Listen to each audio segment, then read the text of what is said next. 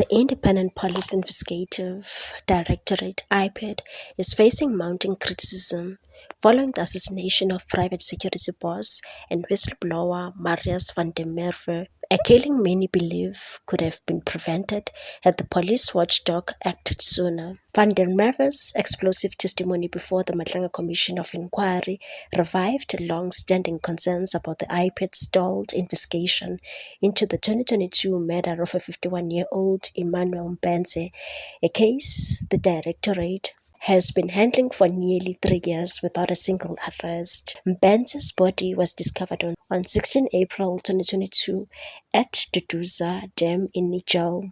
According to AfriForum, his death certificate lists the cause of death as blunt force trauma to the head.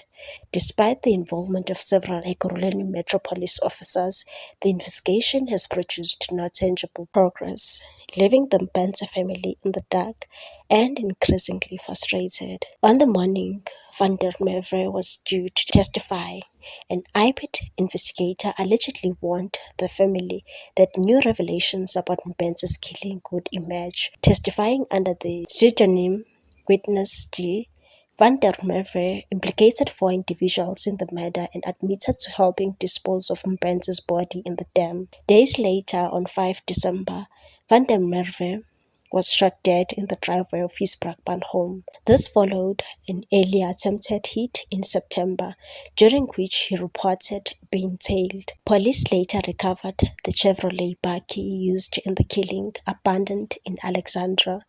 Van der Merwe, who headed the QRF task team, a private security unit active in anti-illegal mining operations across the East Rand, had publicly vowed to expose politically connected figures involved in the lucrative Zamazama networks. Forum for SA leader Tebogo Mashilompane said IPID's failure to conduct the Mbenze investigation may have directly contributed to Van der Merwe's vulnerability, and said their slowness made him an easy target.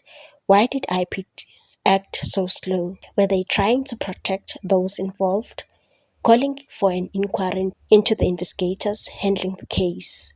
Mbenze's family said they felt betrayed after being repeatedly assured that arrests were imminent. They only learned the full circumstances of his death when Van der Merwe testified. With no progress from the state, the family has turned to AfriForum's private prosecution unit.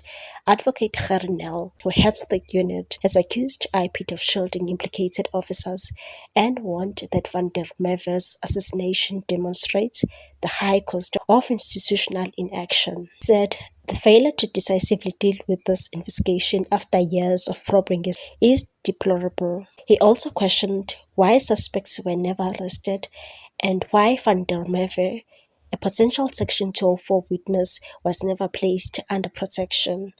AfriForum spokesperson Barry Batman said the unit is in possession of images showing Mbenze's allegedly ransacked bedroom and the bed on which he was believed to have been tortured, and said that the rest show how the family found the house. The police trashed the place.